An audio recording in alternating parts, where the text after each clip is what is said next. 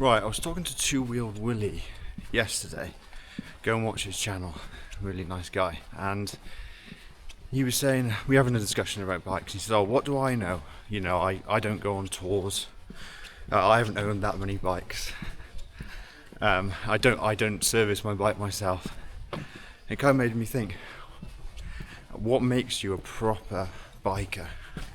You know, what do you have to check off to have the generous accolade of being a proper biker? So we prepared, we have a list. Hola. Hola. Buenos dias. We have a list, right? These are things that I've accumulated over time. Oh, cool, isn't it? Number one, track time. You know the old adage, when you ride on the track, it makes you a better rider on the road.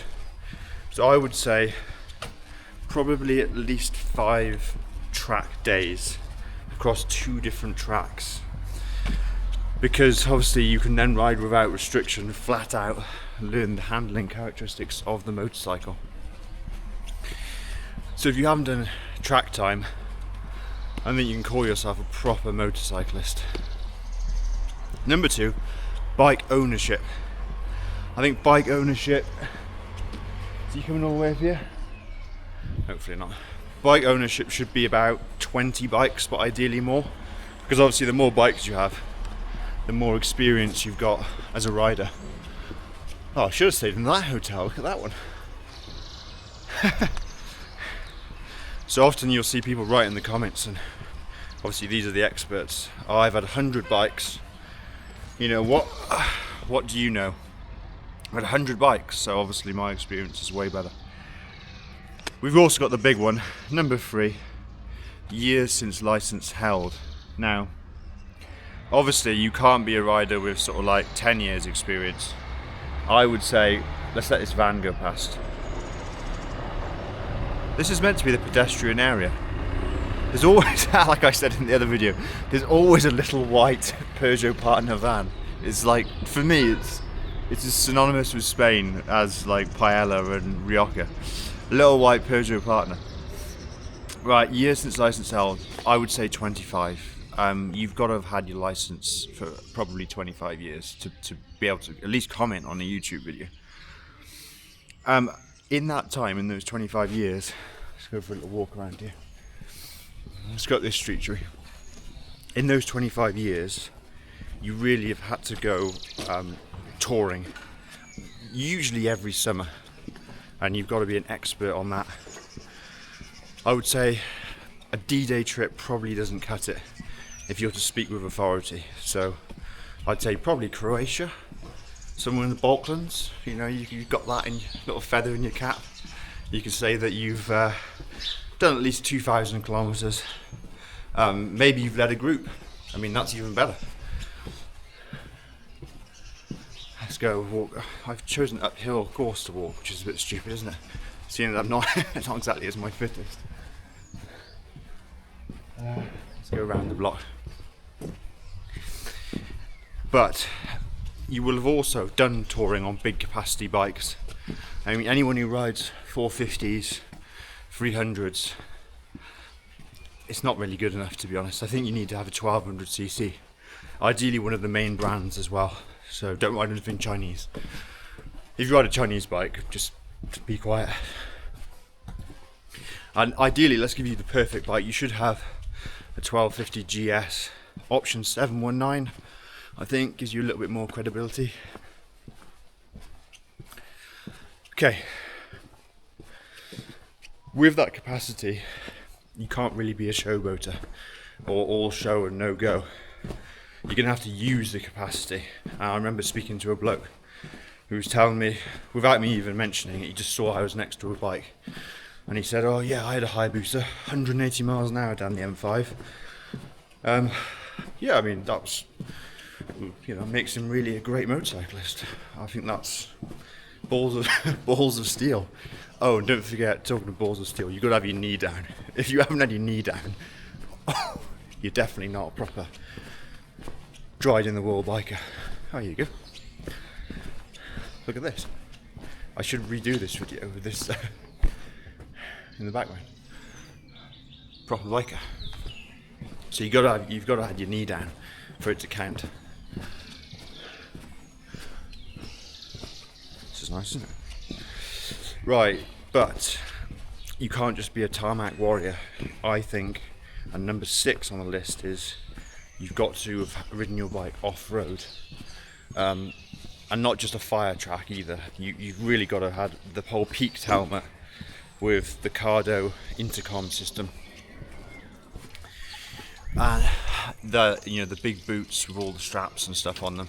And I would say this isn't just an ABR quick blip round the course. I think you've got to have gone on the TET, Trans-European Trail, and you've got to have done it on a 450 as well. You can't have done it on a big adventure bike because that's just for posers, which kind of contradicts point 4, doesn't it? But I don't make the rules, so I'm just reading them out. And finally, this is number 7. So it's 7 deadly sins that you've got to be a dried-in-the-wall proper biker, and it's mechanical knowledge. If you take your bike to a dealership and get ripped off 250 quid for an oil change, then you're a fool, and don't comment on my channel. I think the very least you've got to be able to strip a rear wheel assembly, so that means loosen the chain adjustment, the big nut's got to come off, remove the chain, pull the wheel out, and then while you're at it you should be able to repair a puncture on a tubed tyre. None of this quick fix on tubeless business. With respect to the engine, I think at the very minimum you've got to be able to do valve adjustment, not just valve check. You've got to be able to strip the head, have a look at the inner workings of the cams and everything. Even if it shims, you'll be able to replace them. If you don't do that, if you take it to a dealer, you're just a bit of a fool, aren't you, and wasting your money. And that's it, really. I mean, now you know. Unfortunately, I don't actually meet the requirements to be a proper biker.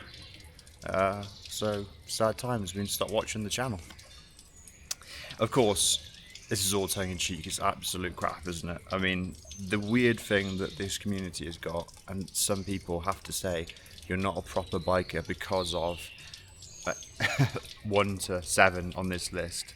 It doesn't happen in any other group of people, does it? If you get someone who's doing karate, the black belt is still a student of martial arts, so is the yellow belt. They don't say to the yellow belt, you're not a proper martial artist because you're a yellow belt. It's just weird, isn't it? Same with a lawyer. If you're the partner of the law firm, you still practice law. If you're a junior associate, you still practice law. Same as a physicist. Albert Einstein is as much of a physicist as a bloke who works in his local university physics department. And you could go on and on and on. It's only motorcyclists who do this strange habit. So I've had to think about this, and it really rings home when I speak to my kind of pals on the platform and offline as well, like 2-Wheeled Willie and Exeter Rider. What makes you a motorcyclist isn't all of this stuff that people seem to pride themselves on. It's basically whether you've got a passion for the sport or hobby or whatever you want to call it. So if you wake up every day and all you think about is bikes, even if it's a 125 and you've got a CBT and you absolutely love riding, you love the feeling of being on 2 wheels, you love all the bikes that come out, and you might like old bikes, you might like classic bikes, all of that stuff. I mean, it's that like passion and feeling alive for motorcycling that makes you, in my opinion, a motorcyclist. It's not all of these technical things that people pin on their chest like little medals. It just, and I've had it on the channel before, people just say, you know, you're not, you ride like your grandma and all this stuff. Riding's still riding. I still wake up, I'm still super passionate about my bike. Might be a small capacity, affordable bike. I'm still passionate about it, still excited about it. And when I talk to people who are as passionate as me, then I know that it's a sign that we're both, inverted commas, motorcyclists. Alright guys, totally unedited video, just on the fly. Let me know what you think, and I'll get back to you in the next one.